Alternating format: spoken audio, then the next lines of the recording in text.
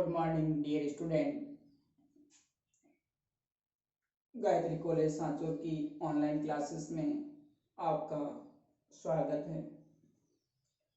आज हम BSc part third organic chemistry के अंदर नेक्स्ट टॉपिक साबुन है, इस पर डिस्कस करेंगे। इससे पहले लेक्चर में हमने ऑयल और फैट्स, तेल और वसा पर डिस्कस किया था।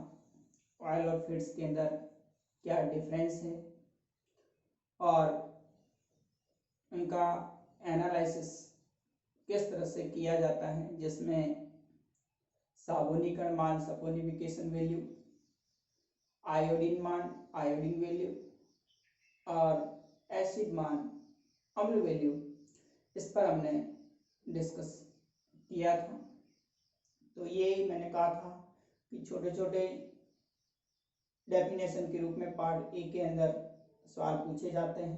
यहाँ पे पार्ट बी के अंदर शॉर्ट नोट में भी सवाल पूछा जाता है कि साबुनीकरण मान क्या है, अम्ल मान क्या है, आयोडीन मान क्या होता है, या फिर ऑयल और फैट से उसमें क्या डिफरेंस है। नेक्स्ट, आज के इस टॉपिक में साबुन और डिटर्जेंट क्या होते हैं, इस पर डिस्कस करेंगे। तो साबुन क्या होते हैं, इसको बनाने की विधि पर भी सवाल पूछा जाता है।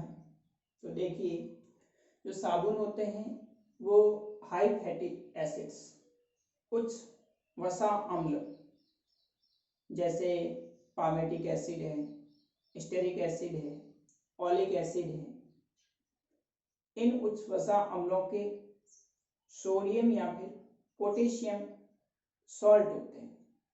क्या करते हैं हम, जो हाई फैटी एसिड्स हैं, पामेटिक एसिड, स्टेरिक एसिड या ओलिक एसिड, उनकी अभिक्रिया क्षार NaOH या फिर KOH के साथ में करवाई जाती है। सोडियम हाइड्रोक्साइड या पोटेशियम हाइड्रोक्साइड के साथ करवाते हैं तो ग्लिसरॉल प्लस साबुन प्राप्त होता है। इसलिए साबुन को हम हाई फैटी एसिड्स, उच्च वसा अम्लों के सोडियम या पोटेशियम लवण कहते हैं। तो देखिए, यहाँ पर दो अलग अलग है। यदि हम सैचुरेटेड, जो संतृप्त फैटी एसिड है, जैसे कि पामेटिक एसिड है, स्टेरिक एसिड है, उनकी विक्रिया NaOH बेस के साथ, सोडियम हाइड्रोक्साइड के साथ करवाई जाती है तो प्राप्त जो साबुन होता है उसको हार्ड सॉफ्ट, कठोर साबुन कहा जाता है, जो कि कपड़े धोने के काम में आता है। दूसरा, जो अनसैचुरेटेड फैटी एसिड है, ओलिक एसिड, उसकी अभिक्रिया अगर क्षार KOH पोटेशियम हाइड्रोक्साइड के साथ करवाते हैं तो प्राप्त जो साबुन होता है वो सॉफ्ट साबुन, मृदु साबुन कहलाता है, जो कि नहाने के काम में आता है। तो यहाँ देखिए, मैंने लिखा है, पूछा जाए एग्जाम, साबुन क्या होते हैं। तो साबुन उच्च वसा अम्लों के लवण, सोडियम या फिर पोटेशियम। साबुन क्या है, उच्च वसा अम्लों के सोडियम या पोटेशियम लवण होते हैं। यदि उच्च वसा अम्लों को क्षार NaOH के साथ में विक्रिया करवाते हैं तो प्राप्त साबुन कठोर साबुन कहलाते हैं, और KOH के साथ विक्रिया करवाते हैं तो प्राप्त साबुन सॉफ्ट साबुन या मृदु साबुन कहलाते हैं। तो यहाँ पर हम एक हाई फैटी एसिड, उच्च वसा अम्ल, जैसे पामेटिक एसिड है, R की जगह क्या हो जाएगा, C15 H31 COOH, palmitic acid है, या फिर स्टेरिक एसिड है,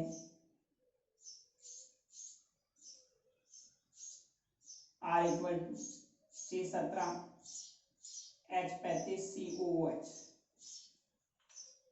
यहाँ पर ये जो CH2OCOR एल्काइल जो R समूह है ये क्या है, हाई फैटी एसिड्स होता है। पाल्मेटिक एसिड R की जगह C15H31COOH, यहाँ फिर स्टेरिक एसिड है C17H35COH। तो ये जो सैचुरेटेड हाई फैटी एसिड है उनकी अभिक्रिया NaOH सोडियम हाइड्रोक्साइड जो बेस है उसके साथ में करवाई जाएगी। तो यहाँ से बॉन्ड क्लीवेज होगा और 3 OH ग्रुप CH2 के साथ में CH और CH2 के साथ में जुड़कर के ग्लिसरॉल बनाएगा। ग्लिसरॉल या इसको ग्लिसरीन भी बोलते हैं, प्लस 3 सोडियम आयन RCOO के साथ में जुड़कर के 3RCOO माइनस Na+, ये सॉल्ट बनाएगा, लवण बनाएगा, जिसको हम हार्ड कठोर साबुन कहा जाता है। और यदि अनसैचुरेटेड हाई फैटी एसिड जैसे कि ऑलिक अम्ल, ऑलिक एसिड R की जगह C17H35COOH, ये असंतृप्त उच्च वसा अम्ल, तो यहाँ R की जगह C17H33COH, इसकी विक्रिया पोटेशियम हाइड्रोक्साइड KOH के साथ में करवाते हैं। तो फिर ग्लिसरॉल प्लस सॉफ्ट साबुन RCO माइनस K+, यहाँ पर भी यहाँ से बॉन्ड क्लीवेज होगा और 3 OH आयन यहाँ से CH2 CH और CH2 के साथ में जुड़कर के glycerol plus 3 potassium ion RCOO के साथ में जुड़कर के 3 अणु सॉफ्ट RCO माइनस K+ के बनेंगे। तो इस प्रकार से 2 प्रकार के अलग अलग, एक का हार्ड सॉप होता है, दूसरा सॉफ्ट। इसीलिए हम जब कपड़े धोते हैं तो ज़्यादा कपड़ा धोने पर हाथों के अंदर छिलन पड़ जाती है, उसका कारण क्या है, उसमें सोडियम सॉल्ट होता है जो हमारी स्किन को जला देता है। इसलिए हाथ पर जो स्किन है वो धीरे धीरे हट जाती है। और जो नहाने के साबुन होते हैं वो सॉफ्ट होते हैं, क्योंकि जो पोटेशियम धातु होता है वो कैसा होता है, सॉफ्ट होता है। इस कारण से इसकी विक्रिया सॉफ्ट साबुन के लिए KOH के साथ में करवाते हैं और हार्ड जो सोप होता है उसके लिए NaOH के साथ में करवाई जाती है। अब हम नेक्स्ट आगे बात करें, जो सॉप होता है उसको मैन्युफैक्चर, उसका निर्माण कैसे करते हैं। तो इसके लिए 2 विधियां हैं, एक कोल्ड मेथड ठंडी विधि है और दूसरा हॉट मेथड गर्म विधि है। तो अब नेक्स्ट हम साबुन बनाने की जो विधि है, देखिए किस तरह से साबुन का निर्माण होता है। देखिए मैन्युफैक्चरिंग कैसे करते हैं साबुन का। तो इसमें 2 मेथड है, एक कोल्ड मेथड और दूसरा हॉट मेथड, ठंडी विधि और गर्म विधि।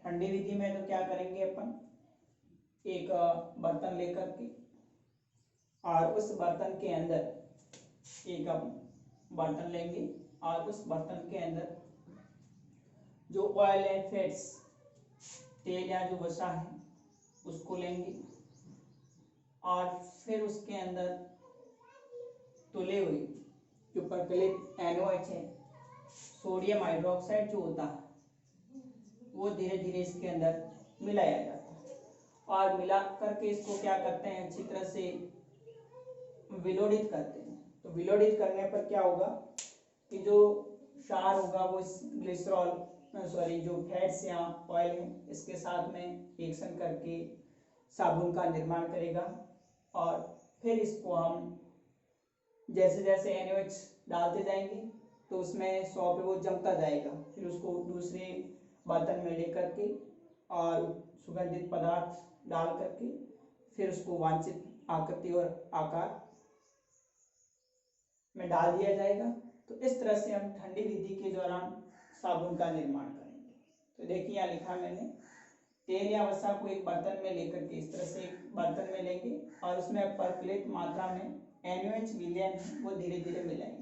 धीरे धीरे इसके अंदर क्या करेंगे, NaOH विलयन डालते जाएंगे और मिश्रण को क्या करेंगे, लगातार विलोड़ित करते रहेंगे जब तक कि साबुन जमने नहीं लग जाए। तब तक इसको विलोड़ित करते रहेंगे जब तक उसमें से साबुन जमना बंद नहीं हो जाए।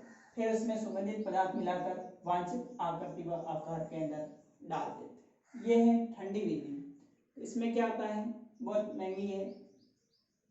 इसके लिए फिर नेक्स्ट दूसरी विधि है हॉट मेथड, जो कि इंडस्ट्रियल मेथड होता है। औद्योगिक जो स्तर पर साबुन का निर्माण किया जाता है वो हॉट मेथड के द्वारा करते हैं। इसमें 3 स्टेप है। सबसे पहले साबुनीकरण, उसके बाद साबुन का लवणीकरण और उसके बाद फिर किया जाता है परिष्करण। तो साबुनीकरण करने के लिए क्या करेंगे, हम एक लोहे का बर्तन लेंगे और उस बर्तन के अंदर ऑयल या फिर पिघली हुई जो फैट्स वसा है उसको लेकर के भाप द्वारा गर्म करते हैं। भाप से उसको गर्म किया जाएगा और उसमें NaOH की जो तुले हुई मात्रा है वो धीरे धीरे क्या करते हैं, मिलाते रहेंगे। जिस तरह से ठंडी विधि है वैसे के वैसे इसमें भी पहले क्या करेंगे, एक लोहे का बर्तन लेंगे और उसके अंदर ऑयल या फिर फैट्स उसको लिया जाएगा और फिर इसके अंदर धीरे धीरे NaOH को मिलाएंगे और इससे हम क्या करेंगे, जो भाप होती है, स्टीम जो है, उसके द्वारा इसको हीट किया जाएगा, गर्म किया जाएगा। जिससे क्या होगा, कई घंटों तक इसको हम गर्म करेंगे और जिससे साबुन और ग्लिसरॉल का क्या होगा, झाग प्राप्त होगा। जैसे जैसे हम इसको हीट करते जाएंगे तो यहाँ पर हमें ग्लिसरॉल और जो सोप है उसका क्या प्राप्त होगा, झाग प्राप्त होगा। फिर क्या करेंगे, साबुन का लवणीकरण करेंगे।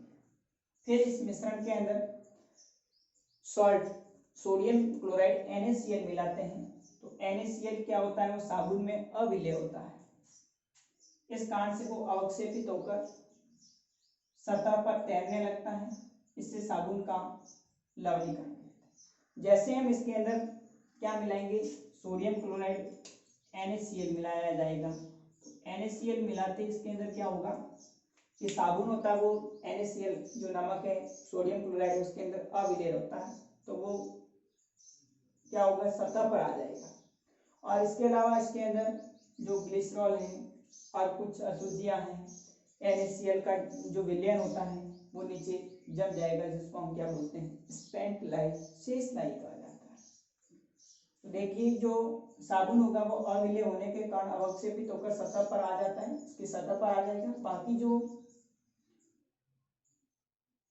ग्लिसरॉल है, अप्रयुक्त सार है और नमक का जो विलयन होगा वो क्या होगा, नीचे जम जाएगा, जिसको हम शेष लाई या फिर स्पेंट लाई कहा जाता है। कभी कभी पूछा जाता है छोटा सा, शेष लाई या स्पेंट लाई क्या है।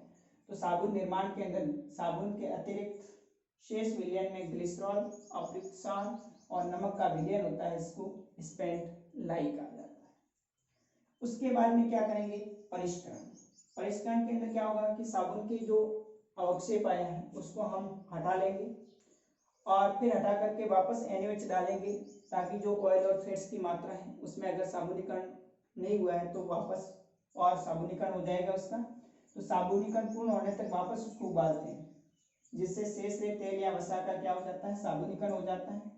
फिर इसे भाप के साथ गर्म करते हैं और शुद्ध साबुन जो कि सतह पर जमने लगता है। फिर वापस इसको अलग लेकर के दूसरे बर्तन में वापस NaOH डालेंगे और गर्म करेंगे, जिससे क्या होगा, जो ऑयल और फैट्स की कुछ मात्रा बची हुई है उसके साथ वापस सपोनिफिकेशन होगा, साबुनीकरण होगा और वो साबुन जो ऑयल और फैट्स की मात्रा है वो वापस पूर्ण रूप से उसका साबुनीकरण हो जाएगा। फिर इसको हम क्या करते हैं, वापस स्टीम भाप से गर्म करेंगे। तो साबुन है वो सतह पर जम जाता है, फिर उसको दूसरे पात्र में लेकर के उसके अंदर सुगंधित पदार्थ और रंगीन पदार्थ मिलाकर वांछित आकार के अंदर डाल दिया जाता है। इस प्रकार से हम हॉट मेथड के द्वारा औद्योगिक स्तर पर साबुन का निर्माण करेंगे। अब ये जो साबुन होते हैं इसके अलग अलग प्रकार होते हैं, जैसे कठोर साबुन है, मृदु साबुन होता है। कठोर साबुन होता है जिसमें हम सोडियम हाइड्रोक्साइड यानी सोडियम का सोल्ट होता है जो कि कपड़े धोने में प्रयुक्त होता है। सॉफ्ट साबुन होता है जिसमें पोटेशियम का लवण होता है जो कि नहाने में काम आता है। इसके अलावा पारदर्शी साबुन होता है जिसके अंदर हम एथेनॉल मिलाते हैं। जब साबुन प्रक्रिया के अंदर एथेनॉल मिलाया जाता है तो उस समय जो साबुन बनता है वो कैसा होता है, पारदर्शी। जो मार्केट में अपन देखते हैं कुछ साबुन होते हैं बिल्कुल पारदर्शी होते हैं, कुछ अलग अलग कलर के होते हैं तो वो कलर उसमें मिक्सिंग किया हुआ होता है, और कुछ सुगंधित होते हैं तो उसमें सुगंधित पदार्थ जैसे ईथर वीथर है उसके अंदर डाल दिया जाता है। इसके अलावा कुछ औषधीय साबुन होते हैं तो औषधीय साबुन के अंदर कुछ एंटीसेप्टिक जो कंपाउंड होते हैं वो मिलाए जाते हैं। जैसे नीम है, नीम का साबुन होता है तो नीम का जो एंटीसेप्टिक होगा उसकी मात्रा उसके अंदर मिलाई जाएगी। इसी प्रकार समुद्री जो साबुन होते हैं जिसमें समुद्री जहाज से बनाए जाते हैं, तो ये अलग अलग प्रकार के साबुन होते हैं। सॉफ्ट साबुन, हार्ड सॉप है, औषधीय वाला साबुन है और पारदर्शी साबुन है। तो ये साबुन के अलग अलग प्रकार हैं। अब हम नेक्स्ट आगे जो अपमार्जक है उस पर डिस्कस करेंगे। अपमार्जक क्या होते हैं और किस तरह से साबुन और अपमार्जन जो क्रिया होती है वो सवाल भी एग्जाम में पूछा जाता है। अपमार्जन की क्रिया के साबुन और जो डिटर्जेंट होते हैं वो किस प्रकार से अशुद्धियां हैं उसको साफ करते हैं। और उसके बाद लास्ट में एक सवाल और इसमें बनता है कि सॉप और जो डिटर्जेंट है उसके अंदर क्या डिफरेंस। तो हम नेक्स्ट अगले वीडियोज में डिस्कस करेंगे डिटर्जेंट। आज के लिए इतना ही। Okay, thank you.